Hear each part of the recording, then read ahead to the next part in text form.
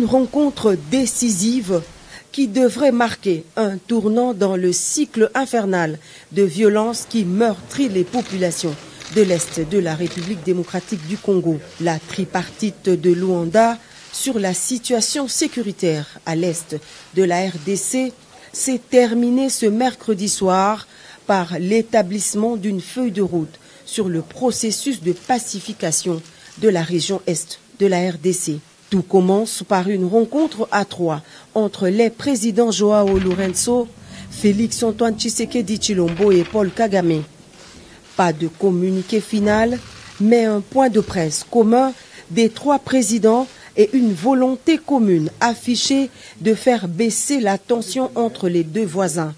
L'objectif central étant de restaurer la confiance perdue entre Kinshasa et Kigali par l'instauration d'un dialogue et d'une concertation permanente établie sous l'égide de la CIRGL et du processus de Nairobi dans le cadre de la communauté d'Afrique de l'Est.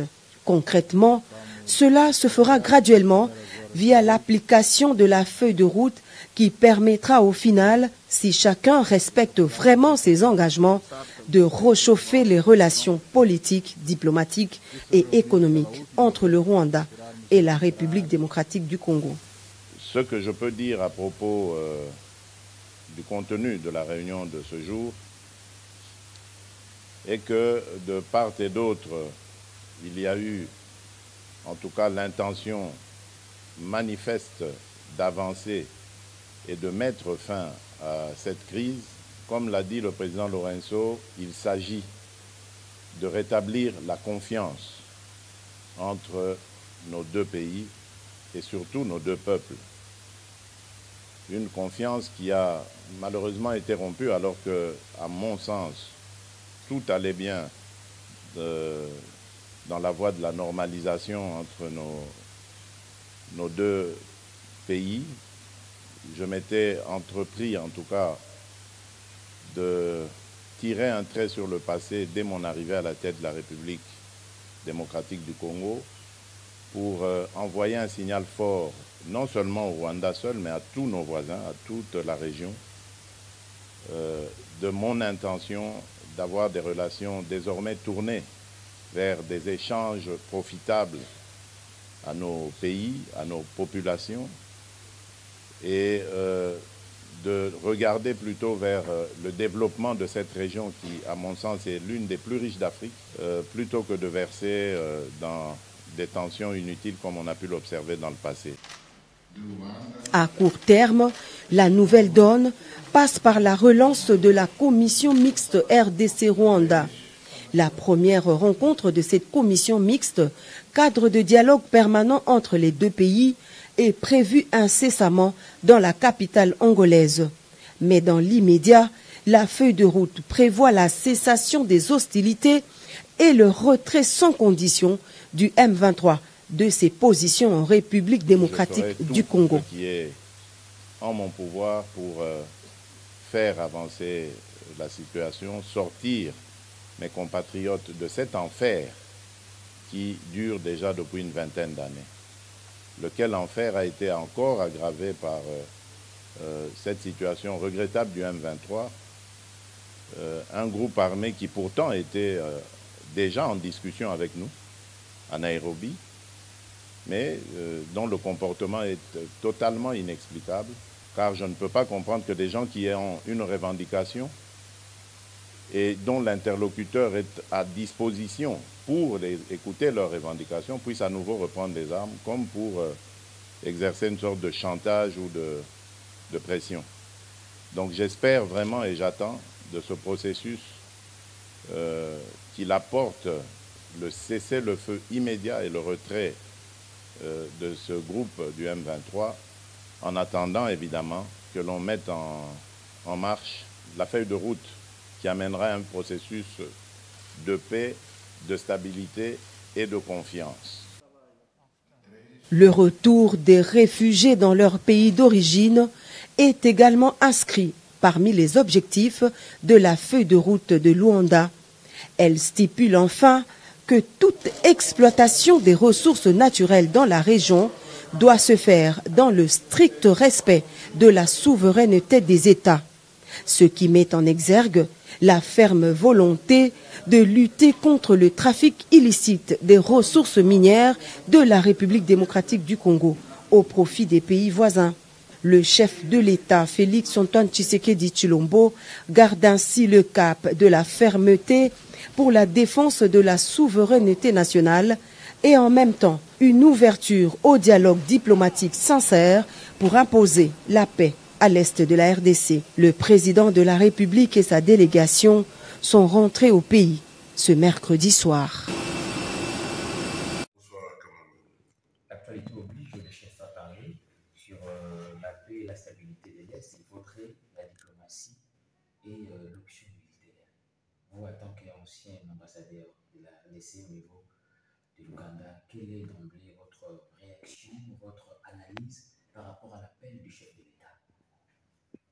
De toute façon, je crois que nous appartenons à une république, à une nation qui est la République démocratique du Congo. Une fois que le chef de l'État a donné le ton, nous ne pouvons que suivre et appliquer. Ce n'est pas qu'une école scolastique, mais je crois qu'en bonne démocratie, je crois que le guide a suivre et renforcer ce qu'il a pu annoncer.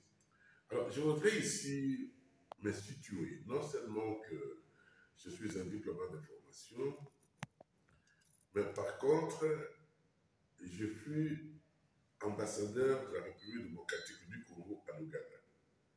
Vous conviendrez avec moi qu'il y a eu au moins une rupture de 15 ans sans relation bilatérale entre l'Ouganda et la République démocratique du Congo. Donc là, j'étais le tout premier ambassadeur envoyé pour réchauffer les relations diplomatiques entre les deux pays.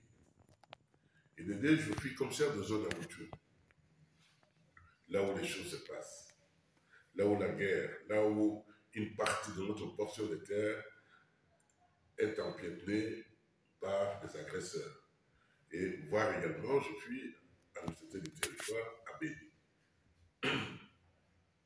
Sauf question-là réunie, je peux vous dire carrément, et je crois que c'est la troisième fois que vous avez eu l'occasion de m'interviewer, que dans toutes les crises, dans toutes les guerres, c'est la diplomatie qui déclenche et c'est la diplomatie qui arrête la guerre.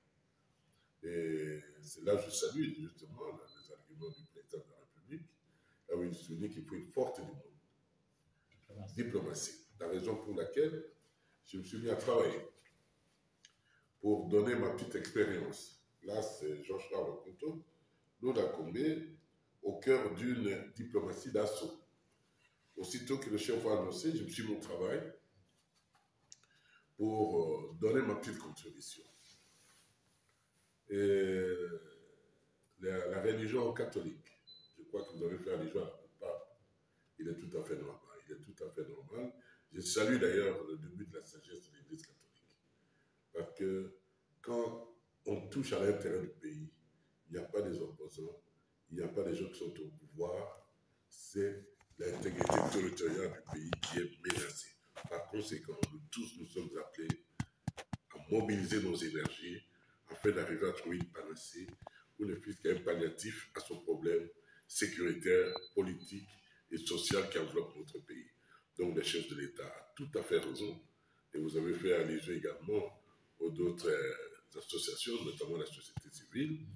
Moi, c'est que je remercie le président dont je ne vais pas citer le nom.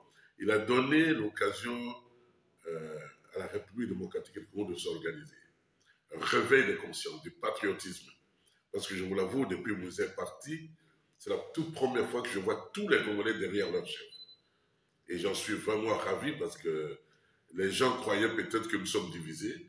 Il peut y avoir des petits soucis, des petites querelles entre nous, mais quand il s'agit de la répartition, de la partition du pays du Congo, je vous l'avoue, sincèrement, même les morts peuvent se lever. Et là, je salue celui qui a créé cette agression, celui qui a créé cette situation, a donné l'occasion à l'éveil patriotique du Congo. Et je crois qu'aujourd'hui, les gens ont même peur de pouvoir se promener.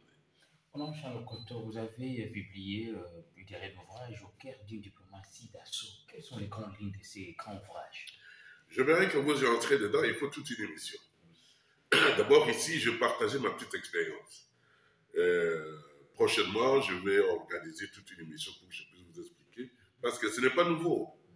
L'M23, que je croyais déjà enterré, parce que c'est à mon époque, quand je faisais la République Joseph Kabila, et ils m'ont fait confiance.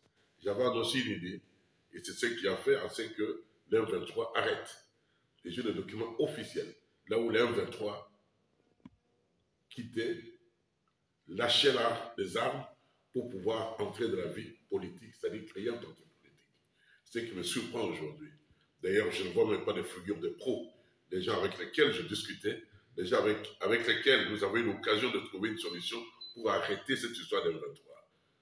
Entre parenthèses, je crois que le chef l'a bien dit, c'est lui notre chef, le premier diplomate, c'est le président de la République. Il y a des choses, en tant que diplomate, je ne peux pas les dire ici, mais cet M23, c'est une fabrication qui vient d'ailleurs. Et vous verrez plus tard le document que je vais vous donner. Dans ce document, dans cette réflexion, j'ai démontré comment la situation est complexe. Et d'ailleurs, à un certain moment, je vois mon grand frère Moutoulou là qui en souffre aujourd'hui. Mais moi, c'était encore pire parce que la rébellion, les agressés sont arrivés jusqu'à Mujimai. Et là, le fait d'avoir conjugué les efforts ensemble avec la population, parce que cet éveil-là, parce qu'à un certain moment, ceux qui m'ont sauvé, ce n'était pas le service, moins encore l'armée, qui était la population du Kasaï et des cabines, je m'excuse. Ce sont eux qui m'ont aidé. Parce que tous étaient derrière, et moi, le guide, j'étais là, les encourager et demander à ce que les gens ne puissent pas quitter Mujimai.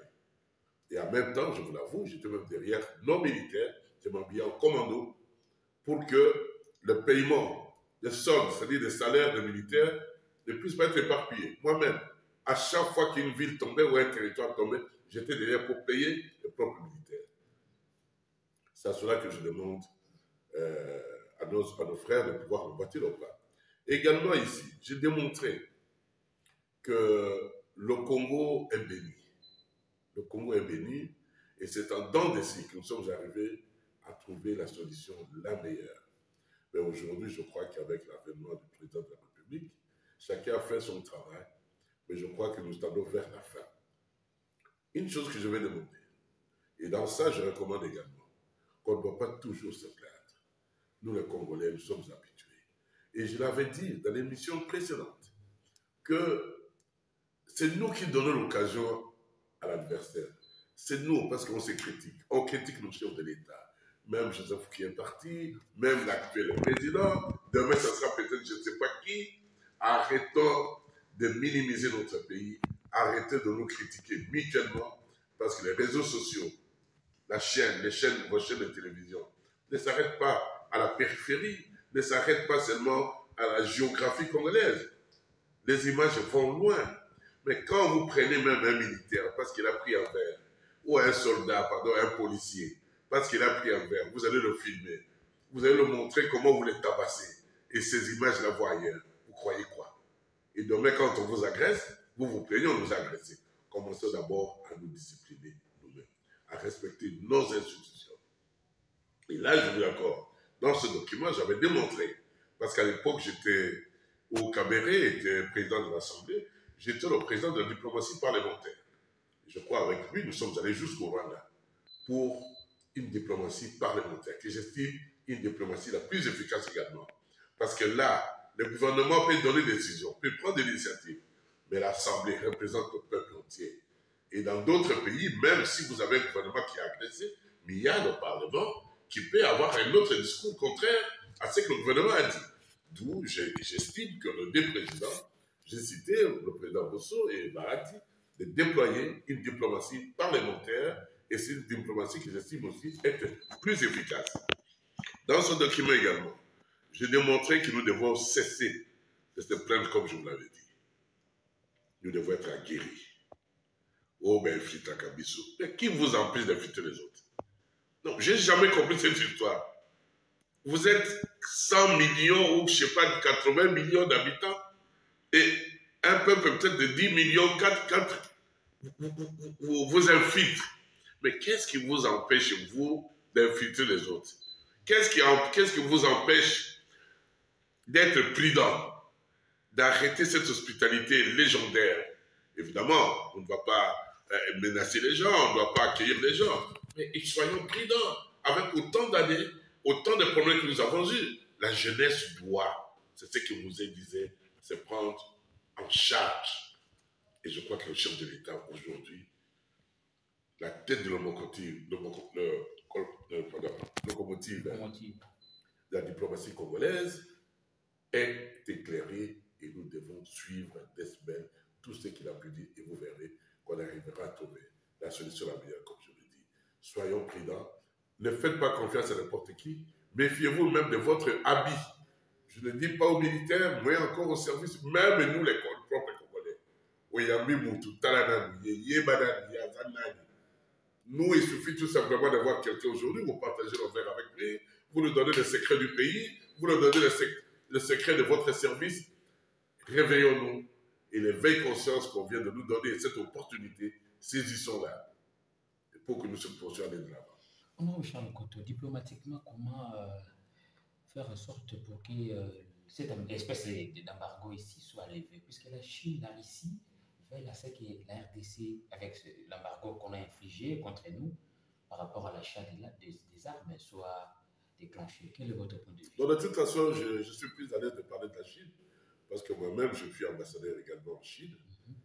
Et j'avais un mandat de 5 ans, je n'ai fait que 3 ans. Une fois que j'ai été élu, j'ai fait mon choix pour pouvoir représenter mon peuple qui a tant souffert du Sankoro. Je dois vous avouer que la Chine fait partie des membres du Conseil de sécurité. Et la Chine, avec son veto, a toujours aidé les pays africains, notamment le Congo. La raison pour laquelle les relations, quand je suis allé également, là en Chine, ne veut pas d'ambassadeur pendant au moins 5 ans, 6 ans. J'étais encore le premier à les réchauffer la diplomatie entre la République démocratique du Congo et la Chine.